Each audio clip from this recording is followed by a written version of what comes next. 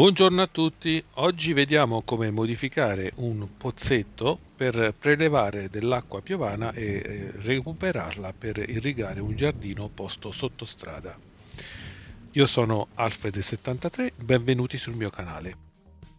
Il mio giardino è posto con una leggera pendenza e in fondo abbiamo una griglia posta su questo cancello che raccoglie tutta l'acqua piovana che cade su questa superficie di questo giardino parcheggio.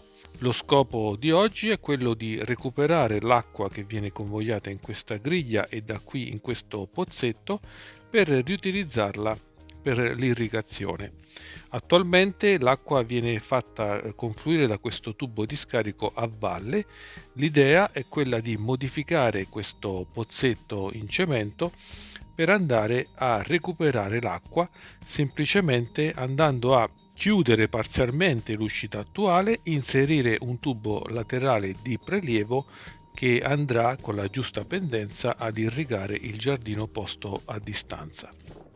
Per effettuare questa operazione dovrò anche prevedere un tubo di sicurezza aggiuntivo che bypassi lo scarico attuale nel caso in cui quest'ultimo venga ostruito. La prima cosa da fare è andare a inserire i due tubi laterale e del troppo pieno. Si tratta di tubi in PVC diametro 60 mm. Il prelievo verrà effettuato da questo lato, mentre il troppo pieno di sicurezza verrà posto da quest'altro lato. Per fare spazio a questi due tubi andiamo a tagliare il cemento. Con una smerigliatrice con disco diamantato diametro 115 vado a tagliare la superficie superiore del cemento. Quando effettuate questi tagli vi consiglio di bagnare spesso le superfici per evitare la formazione della polvere. In questi casi occhiali e guanti sono d'obbligo, la sicurezza prima di tutto, mi raccomando. Una volta effettuato il taglio, muniti di mazzetta e scalpello con punta a taglio, andiamo a rimuovere le parti comprese tra i due tagli. Se avete un piccolo martello demolitore, il lavoro risulterà molto più veloce. Una volta fatto spazio per questi due tubi, andiamo ad effettuare delle prove. Poniamo il tubo di prelievo laterale e il tubo del troppo pieno dall'altro lato. Dovrà essere posto ad un'altezza maggiore rispetto al tubo di prelievo. Fatte queste prove, andiamo ad impastare della malta da muratura. In un secchio da muratore metto 3 dita d'acqua e circa 15 cucchiaiate di malta pronta miscelata. Si tratta di una malta di calce e cemento già pronta, la cui preparazione è stata oggetto di un mio video precedente che vi invito ad andare a vedere. Vi lascio il link qui in alto a destra.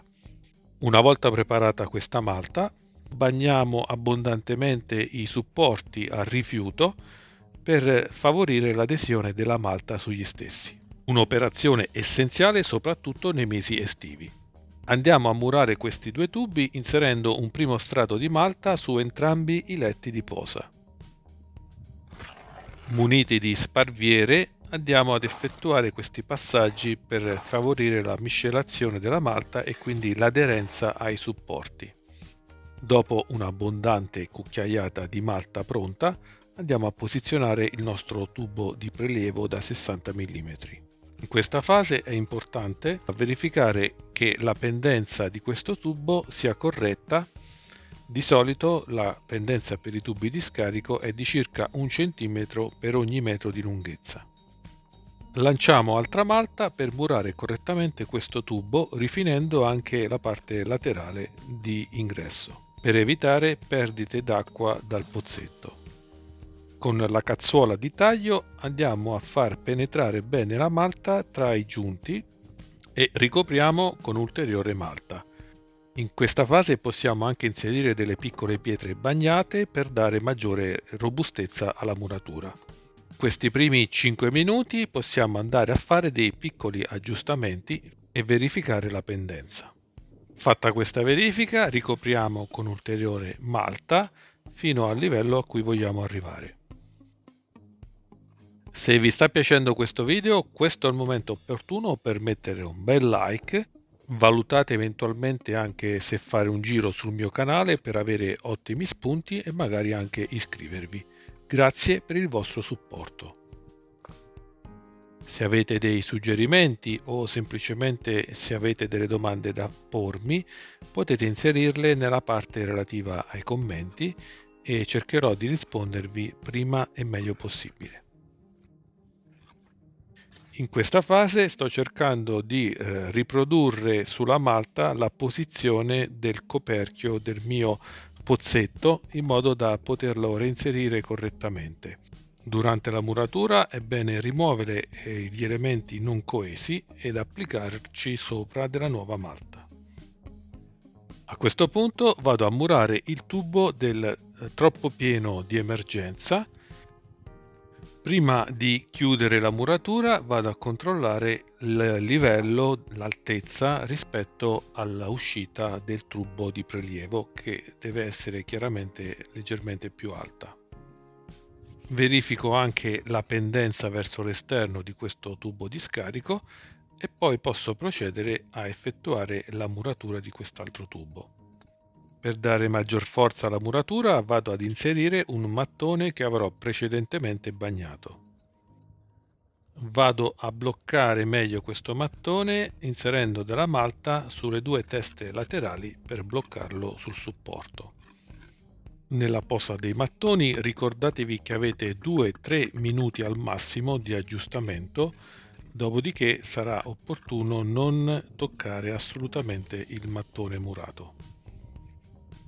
A questo punto reinserisco il coperchio del mio pozzetto che fungerà da cassaforma per la stesura finale superficiale della malta di copertura. In questa fase possiamo anche inserire una rete sottile in ferro per garantire la tenuta. Una volta che si sarà ritirata, questa malta costituirà perfettamente il bordo del pozzetto.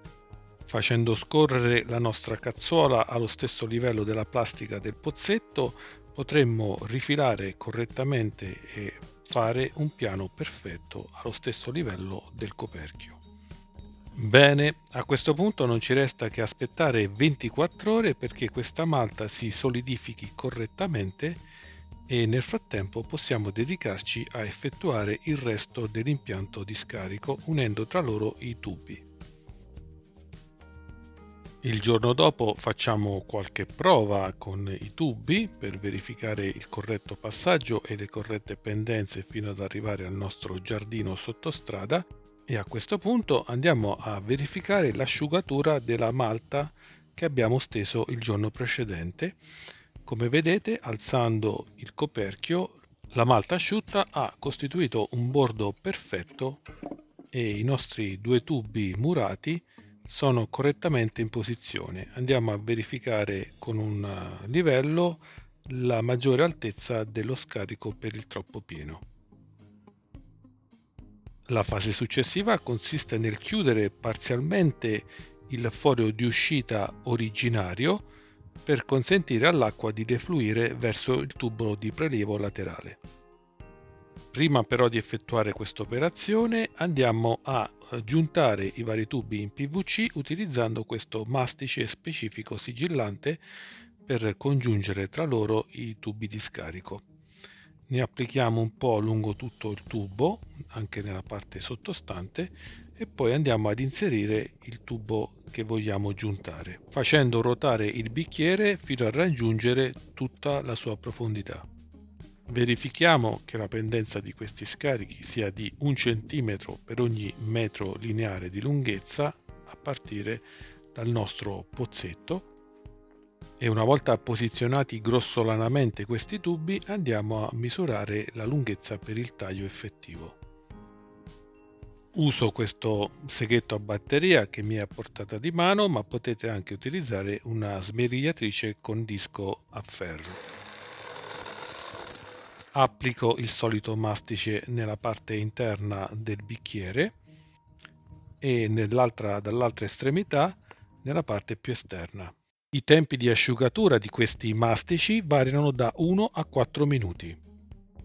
Effettuiamo il taglio di tutti gli altri pezzi, inseriamo sempre con il mastice qualche curva aperta, qualche tubo da 1 metro. Pian piano, partendo dal pozzetto di prelievo, arriviamo fino a destinazione.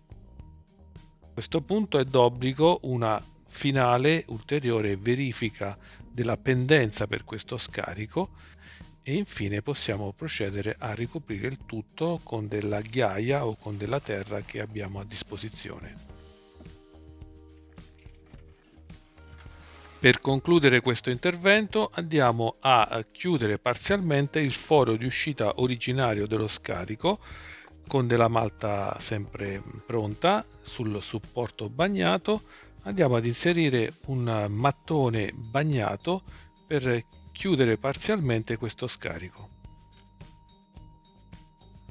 Lasciamo semplicemente questa piccola fessura di uscita per il troppo pieno che servirà in caso di pioggia eccezionale. Grazie a questo tappo il nostro pozzetto si riempirà d'acqua e quest'ultima inizierà a fluire nel tubo laterale verso il mio giardino. In caso di alluvione potrà sempre fuoriuscire da questa piccola fessura e nel caso in cui anche quest'ultima si dovesse otturare ci sarà sempre il piccolo tubo di emergenza che scarica a valle.